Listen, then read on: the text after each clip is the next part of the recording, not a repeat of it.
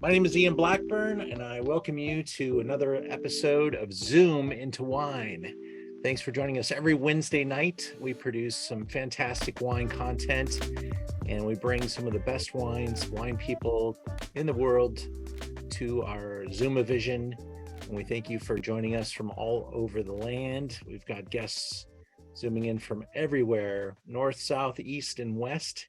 And it's wonderful to have you all here and to thank you very much for joining us. We have a special guest this evening. Sometimes our Zooms are focused on a region or a grape variety. Tonight, we're focusing on a very special producer named Adam Tolmack and his winery, Ojai Vineyards. Now, Adam and I have never met officially in person, but I've always had a great respect for his wines, and I do. I am very, very happy and very honored to have you on the show tonight. Thank you so much, Adam. Oh, my pleasure to be here. It's great to meet you, and I've read a lot about you, and I know you've got an interesting beginning in wine. We do have a wonderful PowerPoint that'll kind of take us through a lot of it, so I don't want to be too redundant. So I'm going to open that up, let questions start to flow. Everybody at home has got a little tasting kit or bottle kit. Mhm. So please open up your wines. We're going to start with the Chardonnay. Is that all right? Do you go? Are you one of those people that go red wine first or white wine first? No, we'll do the white first. That's all good. All right. Yeah. I know. He's classic. Hi, George. A great pleasure. On the Zoom tonight. Well, great to see you again, George. It's been a long time. I show my number 1. Yeah. You're all up so well. It's kind of hard to do this. I'll just do that. Well, you can hardly see the glass. So for those of you that have maybe never tried the wines of Ojai, or this is your first time, there are a large number of single vineyards and also varietal wines made by Ojai. And it's really a dependable brand that you can count on. I think the pricing is, today's world, really beautifully done. It obviously creates a lot of demand for the wines. These wines do sell quite quickly and sell through very fast. And we're really enjoying carrying 3 beautiful offerings. So we're going to go from Chardonnay to Pinot Noir to Syrah, and they're each from a single vineyard. And we're going to cover a lot of ground tonight, ask a lot of questions. But I have a lot of questions for Adam, as you may as well. But getting a little wine in your glass, and cheers, everyone. Hope you guys enjoy this moment and be able to hear from a legend. Adam, thanks for joining us again. And you've had an amazing journey. Tell us a little bit about yourself. Well, that's a lot to ask right there. But well, you know, I started a long time ago, and this has really been my only profession. I know nothing else but wine and winemaking and grape growing. Grew up in Oxnard, California, and there my parents drank wine with dinner, and so we used to get little thimblefuls, you know, when we were in high school to taste, and that sort of sparked my interest. And then somehow I decided that even though my parents were not involved in agriculture at all, that you know, somehow I was interested in agriculture, and I was very interested in chemistry, and somehow I put that together and decided that you know, a life in agriculture would be great. Little did I know. And so by total chance, I ended up going to UC Davis, and then fell right into the viticulture and the enology program there, and just totally enjoyed that. And then afterwards, I grew. My grandfather had bought a property back in 1933 here in Ojai Valley, and after I graduated from college, I had like a truck farming operation. We grew vegetables and sweet corn and melons and all that stuff, and sold it roadside. And I did that for 2 years, in 2 years netted me $4,500. And so after that experience, I mean, I loved the work and it was insanely hard work. I decided to try to get a job in the, from having something to do with my degree. So I ended up getting a job at UC Davis. So my degree did some good. It got me a job. And I ended up working at Saca Mesa up in the San Ynez Valley. And that was kind of my start. And then to be real brief, because I have a complicated history, there at Zaca, Jim Clendenin and I started a winery together called Au Bon Climat. And we started just before that, we had worked at Zaca for a couple of years. We were full of ourselves and quite young. And we worked the harvest and Burgundy together for a tiny firm called the Duc de Magenta in Shoshone-Montrachet. And that was a pivotal experience for me. Tiny operation, very rustic. And it showed me that from very humble, beginnings, that you can make a really great wine if you pay attention to the details. And so, Jim and I did Au Bon Climat at the same time. I planted a small vineyard here in Ojai. And, after about 9 years, we got tired of each other and kind of went our own ways. Jim wanted to get big and famous, and I wanted to keep it really small, keep it really crafty, much like what I had learned how to do in Burgundy. And so I started out with Syrah Sauvignon Blanc here in Ojai. And so 83 was our first vintage. 2022 was our 40th. And, it just hasn't stopped. It's been just too much fun. And so when Jim and I went our own ways, I picked up Chardonnay and Pinot Noir as well. And we've kept the winery quite tiny, really in the realm of things. It's just a tiny operation.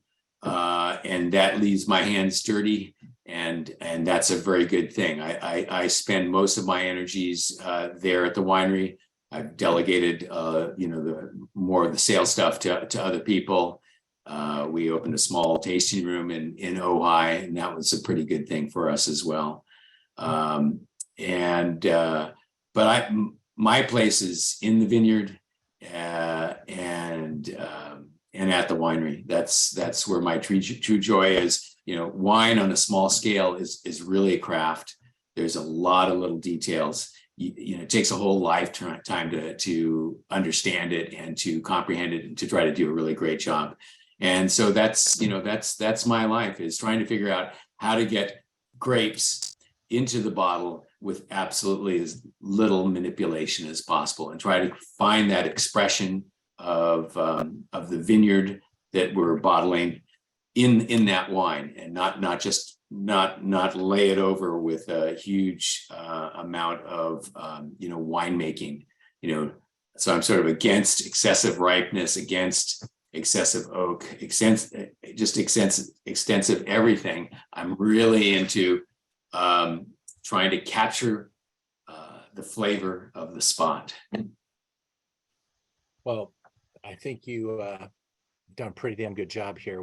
I got to taste these wines a couple months back, and they were just really, really like showing your wisdom and the finesse that you have crafted. And so the couple questions I have for you. Sure. Chardonnay that we have here, is this whole cluster pressed, racked to how much new wood versus old wood, and what's your malolactic kind of program here? Yeah, and so really it's not too different than what I learned in Burgundy.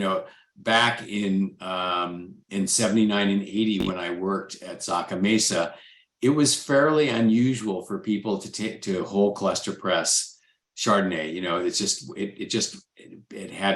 People hadn't figured it out. And there were a few, certainly, like Chalon in the beginning and a few others. But so this wine is, we're really using traditional techniques. We take the whole clusters, we put them directly into the wine press, squeeze it very, very gently, and it gets pressed off. separating the skins from the juice. And then it goes into one of those stainless tanks that you can see there overnight. And then it goes down into French oak barrels. In the beginning, I was using a fair amount of new wood with Chardonnay, say about a third new barrels.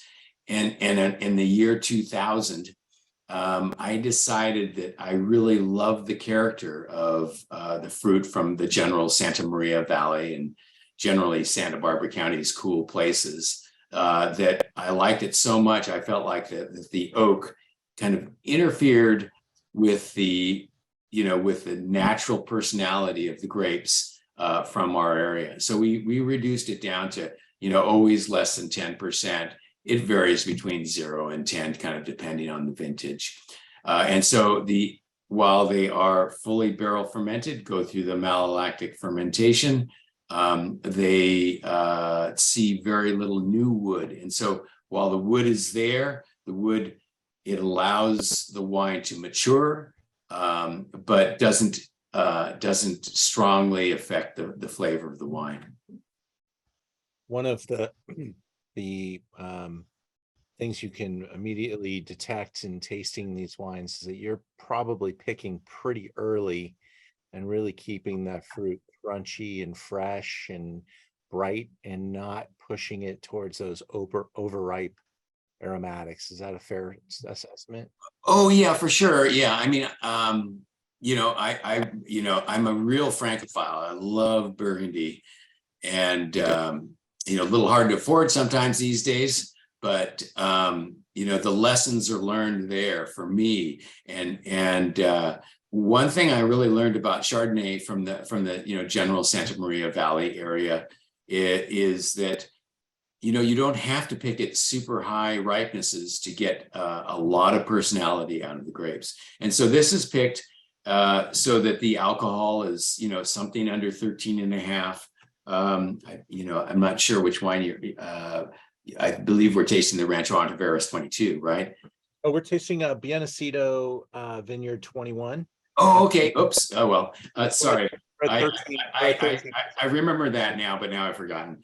But in any case, so we're picking to aim right at about 13% alcohol. And my feeling about white wines and Chardonnay in particular is, yeah, you can have them riper, you can have them more like unctuous, more tropical fruit, but that's not really the flavor profile that I like. And I like it a little zestier, more food friendly. I mean, the Biennacido 21 Chardonnay is fabulous with a chicken dinner, for instance. I mean, it cuts through the richness of a cream sauce. And I feel like it really shows off the personality of the vineyard better at those ripeness levels. And when I was young, bold and crazy alcohols maybe were okay, but I'm just much more into finesse and delicacy these days. And I feel like this wine has a huge amount of personality. It doesn't need to be more bombastic. And to me, it's actually a better wine not being that way. That's interesting that you said that. As you taste more and more wine, your palate starts to crave like less is more, right? It's like all of a sudden you can almost remove an ingredient and enjoy it even more. And it becomes simpler but more complex at the same time. And also the way this wine is built in the bottle here at 13% alcohol, I'm going to imagine this could have a very long life as well. I mean, it is delicious right now, but are the numbers in a good place where this could like age pretty well? Yeah, I mean, that's because we're very small scale winery. I have the advantage of starting a really long time ago, and I don't have the economic pressures of a bank telling me that I need to bottle the wine tomorrow in order to have, to be able to get credit for a loan. That's just not the realm of where I'm at. And the advantage of that is I can craft the wines the way I want. And to me, one of the thrilling things about wine is trying to craft them so that they'll age gracefully for years. Now, not every one of our wines lasts forever. We'd like to think that they would, but there is variation from year to year, and you try your darndest to do the right thing.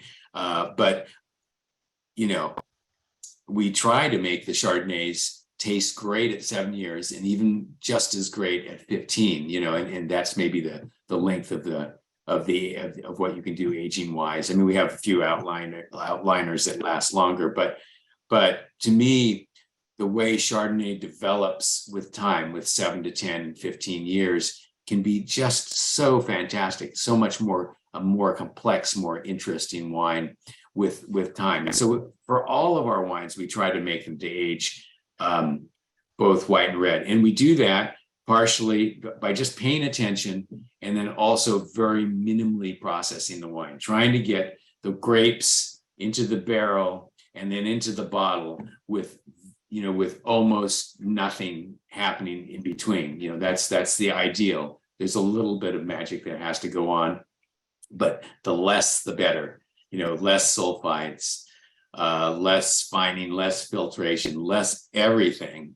You know, none is best, and that's kind of what we aim for. And in the winemaking process, we work really hard to, you know, have the wines go dry, be done with malolactic, because at that state they're naturally fairly stable. So we don't have to do, you know, extremes of filtration and fining in order to get them to be stable, good wines in the bottle.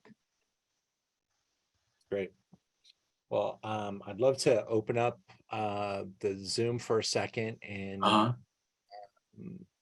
just say hello to everybody and see if anybody has a question or comment about our first wine, the Chardonnay. That is the 2021 Bienacido Chardonnay. Do you have any Chardonnay on your property, or is it all sourced out? Better try it. No, just come right there. It's really good. I don't usually like white wine. Oh, sorry. That's the honest truth, Thomas. I got it. Tony, good question.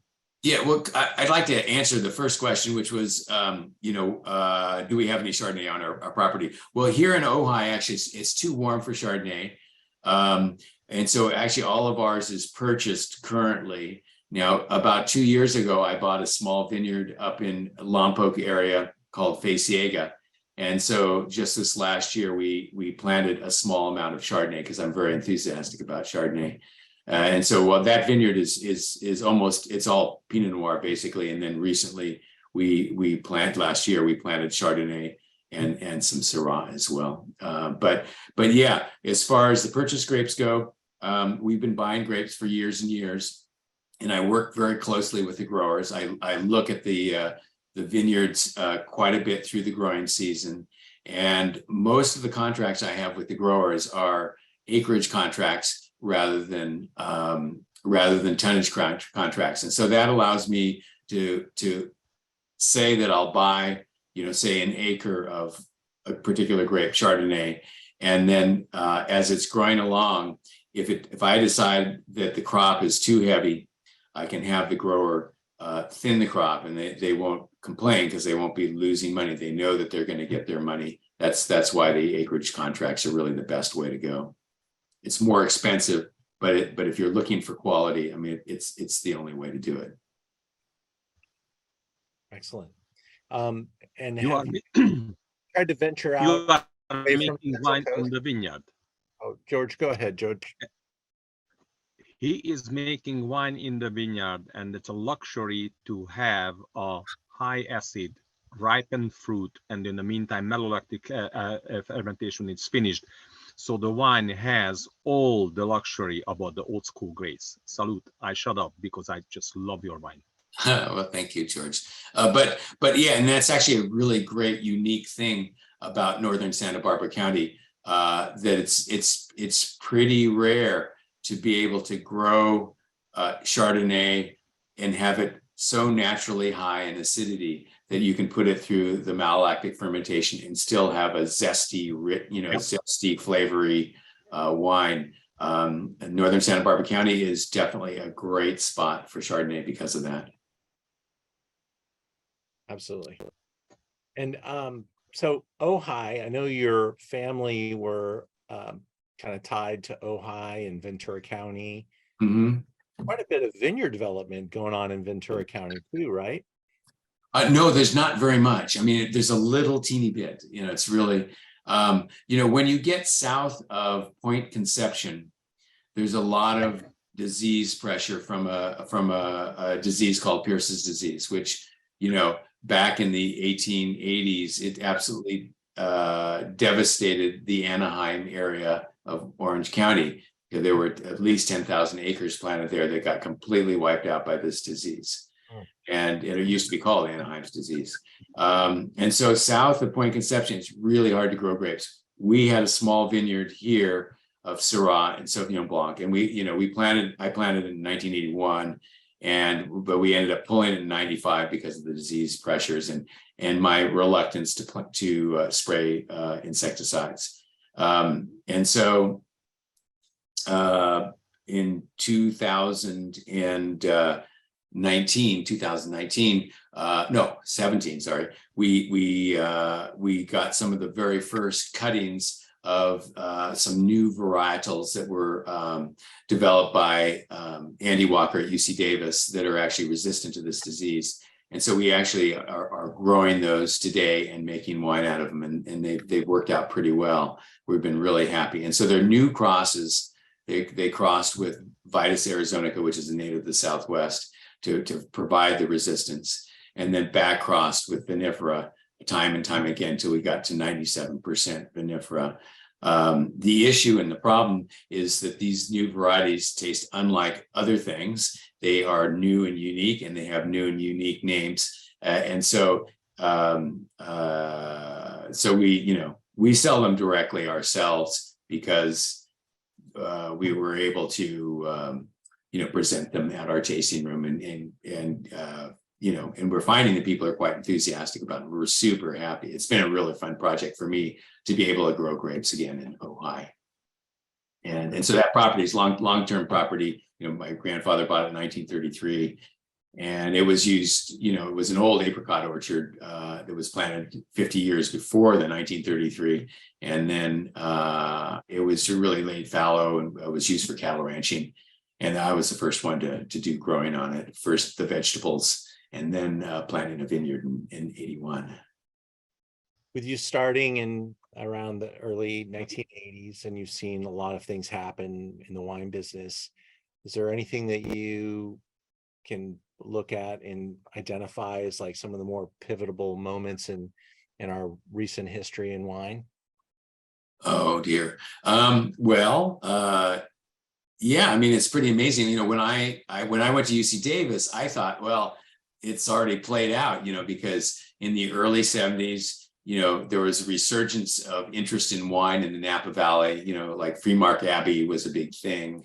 And of course, Robert Mondavi Winery as well. And so I sort of thought I was getting into the game a little late, but little did I know that this was like the very, very, very beginning of the wine boom in California. Whoa. And especially in Central Coast and in Santa Barbara, I mean, it really has, it's been planted now for, gosh, what is it, 60 plus years, right? But 68 was or 68 or 69 were the first grapes that went in. Oh, there you go. Okay, so don't want to 50 years maybe. I'm a 68er, so I don't want to push that to 60 yet. But it seems like we've had a couple different plateaus, and it seems like we're really starting to take off to a higher level again. And people are really seeking, even Napa Valley producers are coming to Santa Barbara, seeking the pristine, beautiful fruit that we're getting in Santa Barbara and the areas around it. And I really think it's permanently engraved into, California's wine culture.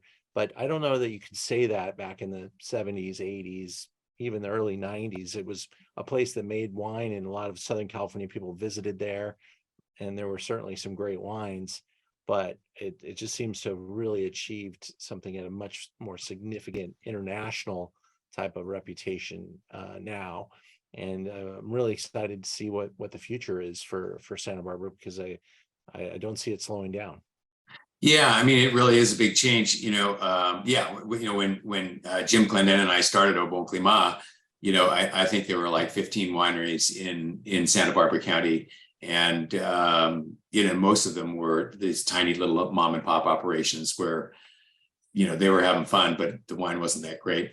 And so it has been a huge change from that. I mean, just unbelievable. And then, my ex-partner, Jim, he was pivotal in putting Santa Barbara County on the map. I mean, he traveled the world, touting the advantages of northern Santa Barbara County, because it is really unique. That's the coastline goes north south, and then suddenly at Santa Barbara it starts to go east west, and that really funnels in a lot of cool winds in those east west valleys, the Santa Maria Valley, the Los Alamos Valley, and the San Ynez Valley. And so the climate there, although it's Southern California, it's amazingly foggy and cool most of the time. I mean, with weather, you never really know. But we're able to grow Pinot Noir, just stupendous Pinot Noir and Chardonnay that I think is just some of the best in the world. That's good. If you could exchange vineyard land, Santa Barbara, for, say, Burgundy, would you do it? Oh, what I do? Well, I'm a California boy. And this recent purchase, this Faciega Vineyard in Buell, in the Lompoc area, it for years, since 2003, I've made Pinot Noir from that vineyard, and I really love that vineyard. And so it was just amazing for it to fall into my hands, 2 years ago. And so I'm pretty happy with that right now. And, I love Burgundy, but, we have a little more forgiving weather here. For sure. Well, we already tasted the Chardonnay, so let's wrap up that beautiful 94-point score on that Chardonnay. And I have noticed the scores on your wines over the past few years have been nothing short of spectacular. And so you are kind of a little jewel. I know you're a small producer. What is your total production, if I might ask? Oh, yeah. So we make right around 8,000 cases and have made about that much for the last, now it must be 20 years, but 15, 20 years for sure. And so it really hasn't changed much. It's, and I think that's really key is keeping it small, keeping it crafty, keeping the focus on, how can we make this wine even better rather than like, how can we make more of it? And it's also a scale that, I'm really comfortable with. There's nothing wrong with a larger scale. It's just that it's not my thing. Yeah, that's all right. Yeah. 8,000 is a good number and manageable, and that, like all the bullet points that you stated before. A bigger winery just brings on more pressure and more, possible imbalance and lots of issues. So 8,000 is big enough to create a lot of those on its own, but that's amongst all of your wines, and there are several. I mean, how many SKUs do you make right now? It's got to be close to 20, right? Yeah, we do. We bottle, probably someplace between 25 and 30 different bottlings each year. So it's a lot, but you only have one chance at it each year. So it's the thrill of making another wine is I like that a lot. It is more of a pain to make more than 2 wines, for instance, but it's just so fun, and you learn so much from each wine that you work. And people ask me, "Oh, what's your favorite varietal?" But for me, they're all challenging, all interesting. from Sauvignon Blanc to Barbera or whatever. For sure. Yeah. We learned a lot about the Chardonnay, so we're going to move now into our and that Chardonnay is at $31.95. So I can tell you at $31.95, a single vineyard Chardonnay from an elite producer. There's not very many that can touch your price points.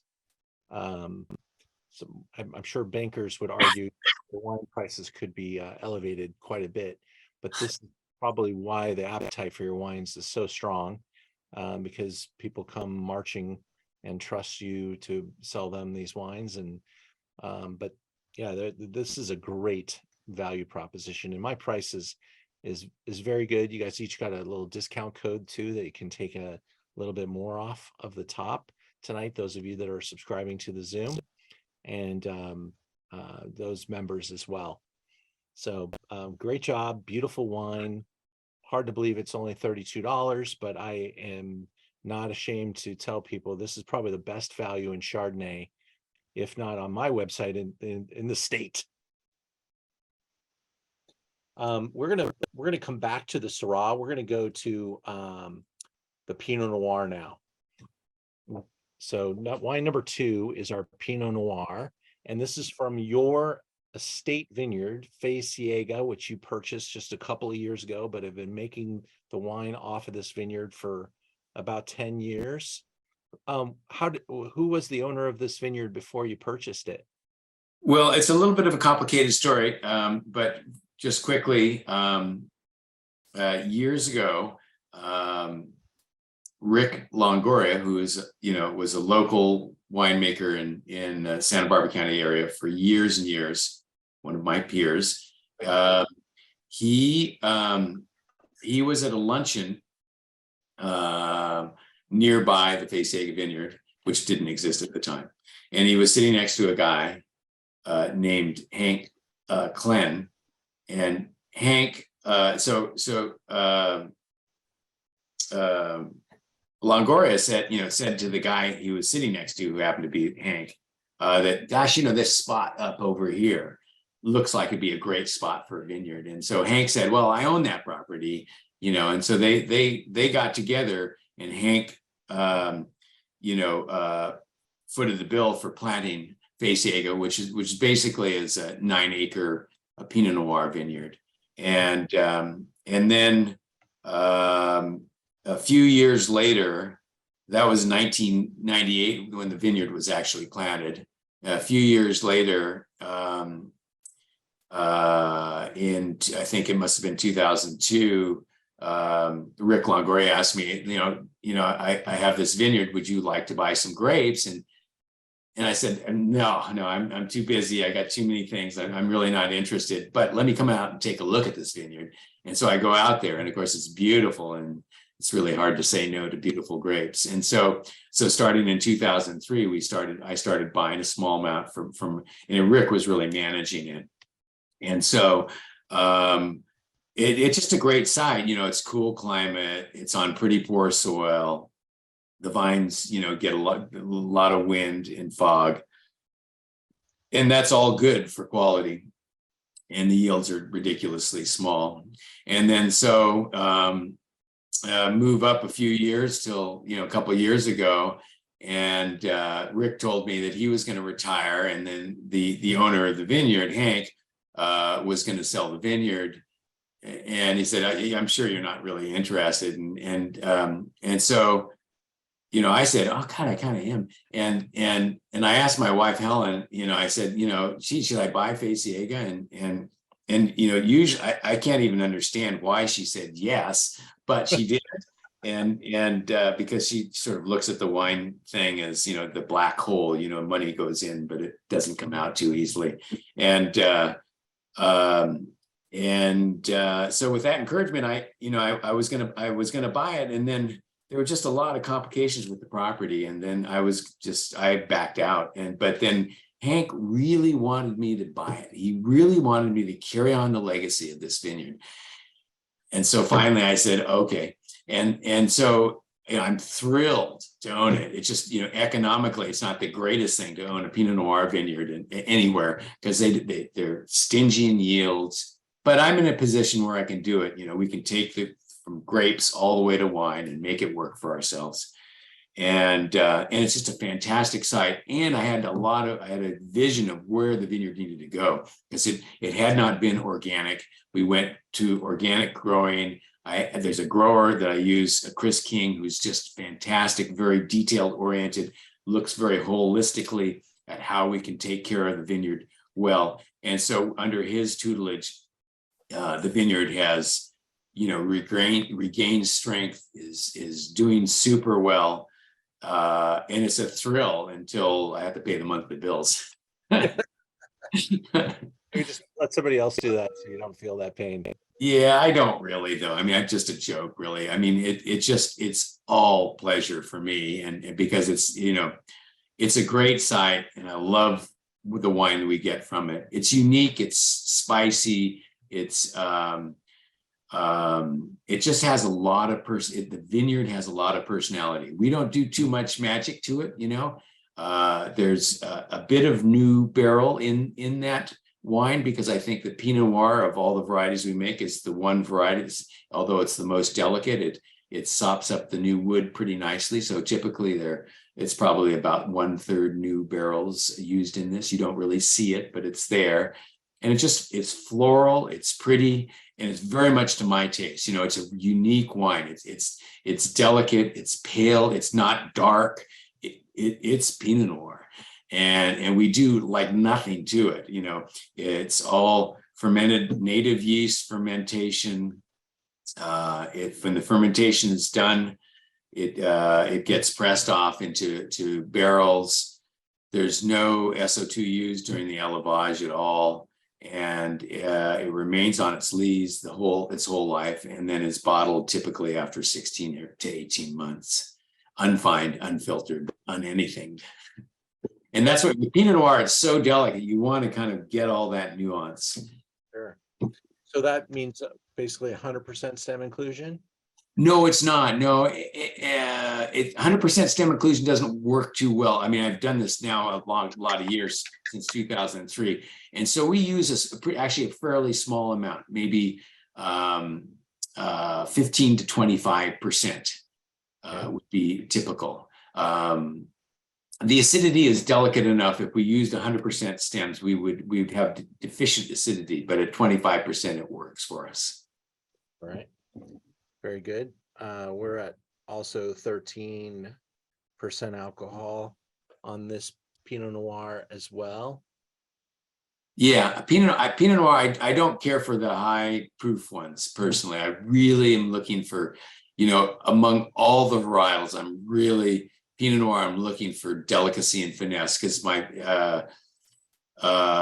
favorite ones from Burgundy are very much that way. I mean, you can go for, California style is more like kind of unctuous fruitiness. And I just think it's more interesting when it's more ephemeral, more floral. Well, you're getting my vote. That is, Yeah. this is what I like to drink. And it's also something you can have more than a glass of. And you've got massive food applications. Is there a particular dish that you get reminded of when you think of this particular site? Oh dear. I tend to go through, I love lamb and Pinot Noir, so that's where I'd go. But pork works well too. Pork might be the better balance because it's a little more delicate. I'm a big fan of Copper River salmon. Just came into the marketplace, and it would be yeah. Yeah, I mean, certainly salmon does work with Pinot Noir, and it does work super well. Any comments or questions from our viewers? Any thoughts on It seemed like the grapes were they ripe, a little ripe that year? Picked a little riper that year. They seem the alcohol's a little up. Well, I don't know. 21. No, I mean, I think that it's right around 13, certainly not more than 13 and a half. 21 was a year where we had really a delightful summer up there. It was quite moderate. The acidity levels of the grapes were quite sufficient.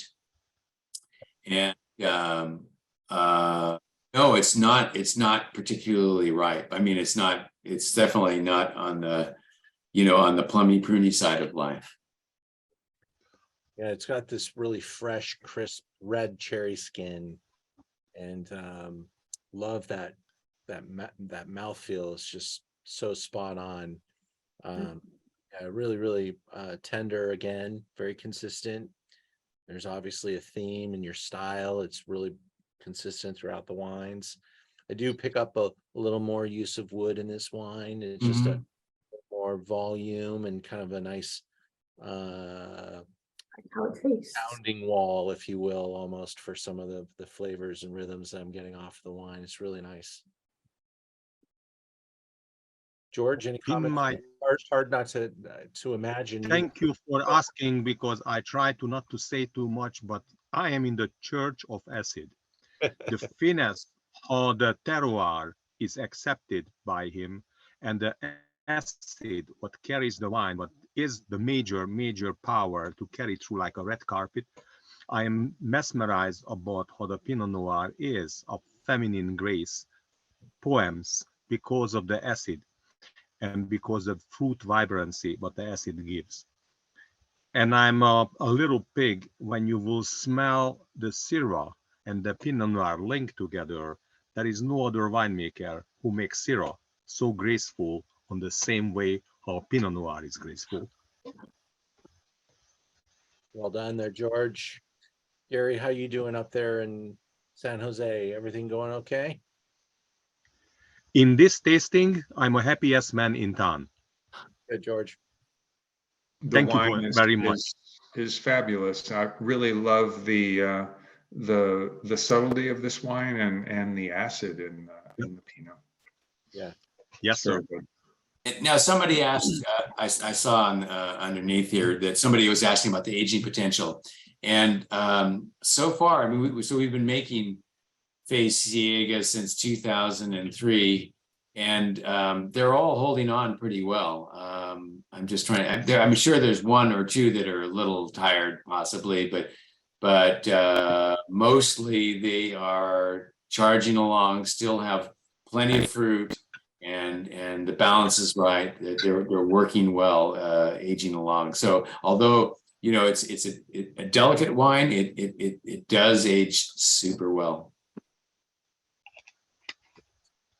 Well, Of course. if there's any more questions, please do put them in the chat. Let's move on to wine number 3 and our Syrah from Roll Ranch. This is the 2019.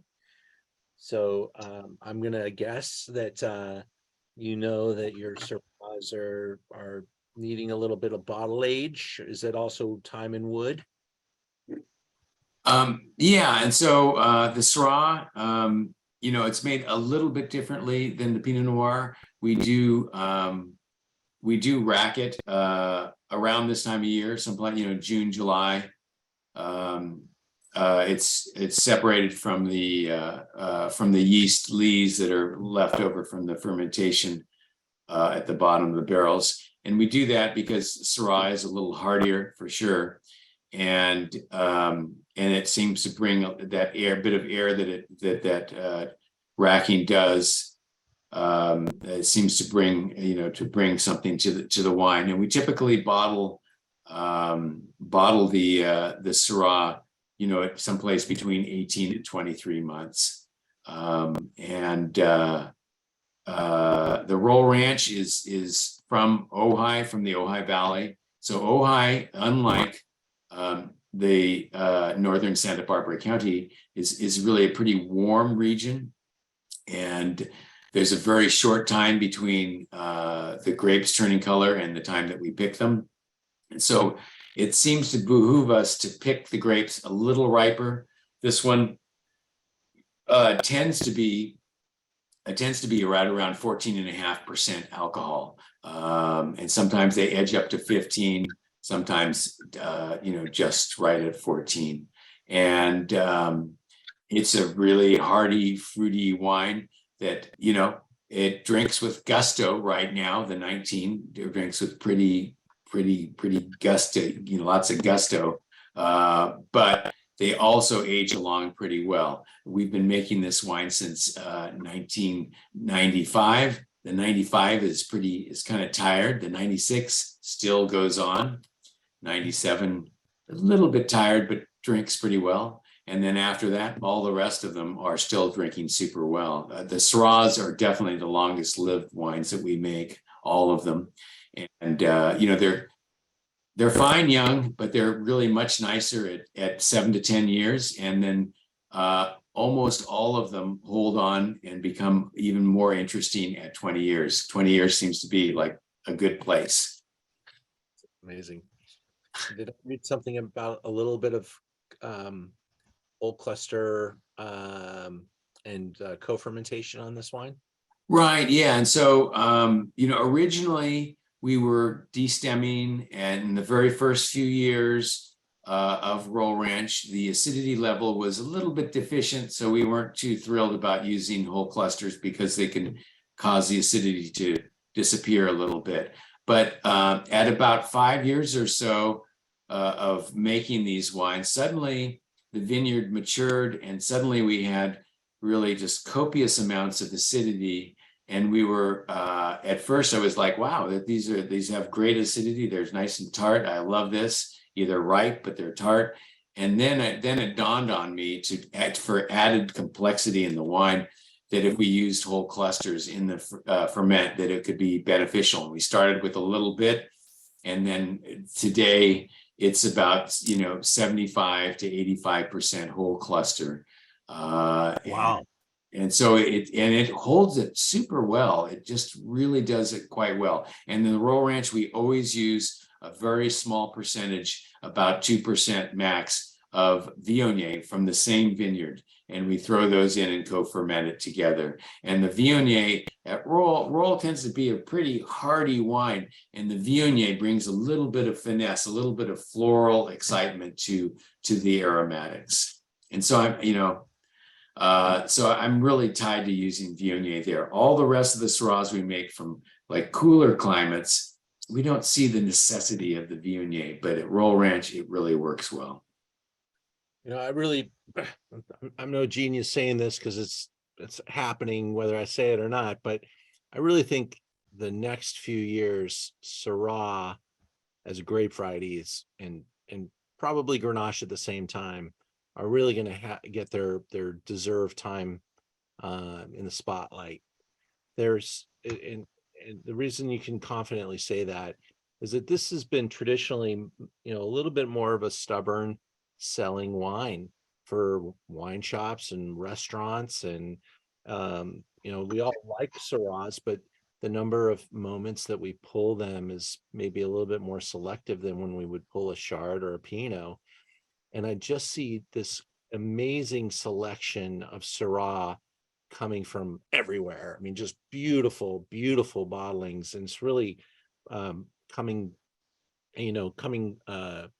to the table with a serious lineup, a serious attack. And if Syrah's not in your regimen right now, I think it will be very soon, just because there's just too many good ones to not pay attention anymore. And whether you're shopping in the Northern Rhone and drinking something from Crozes Hermitage or Cornas or Hermitage or any of the Northern Rhone wines, which were big time inspirations for what this variety could be. And now California is just taking this grape from the early 1980s. Was the first time that anybody even put Syrah on the label. And here we are 40 years later, and Syrah is really just making some exciting wines, whether it's Napa or Paso or Santa Barbara or anywhere in between. There's just some really, really tremendous Syrah coming to the forefront, and they still are a really good value. This wine's about $45. And again, it's a wine that you could lay down for a really long time. And it seems like also a lot of the really good Syrahs have been between $40 and $50 for a long time too. And there's just a really great selection. They're primed to become bigger player. I hope so. And no, we love Syrah. And while I like warmer climate Syrahs, I truly love cool climate Syrahs, and that's one of the reasons I planted some at Faciega as well. My whole inspiration when I was going to UC Davis, when I turned 21 anyway, I would go down to Kermit Lynch's place in Berkeley, and I just fell in love with the Northern Rhone. Those sort of peppery, spicy, exotic varietals, and so that's really why my original vineyard here in Ojai, I planted, half of it was planted to Syrah. I was so enthusiastic about it. And the enthusiasm hasn't waned, but yeah, the consumer has not always been there. But yeah, I'm really hopeful that I feel like the people who didn't do Syrah well or aren't too interested in Syrah have sort of dropped out, but the people who are really into it are now doing really great work, and hopefully, the consumer will see the value and see what a great wine Syrah is for California. I was analyzing my own store selection.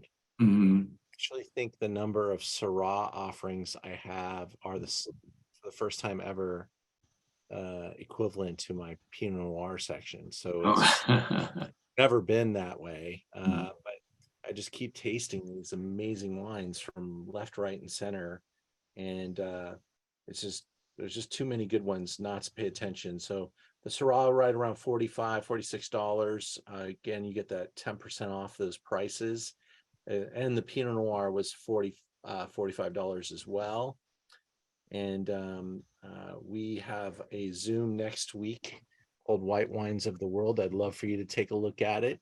The list of wines that we're going to be showing next week is super exciting. Just throwing down a little commercial while we have everybody here to remind people of our calendar as well. And we go to the Rhone in about 2 weeks. We're tasting a really exciting lineup, a couple of Kermit Lynch imports on that one.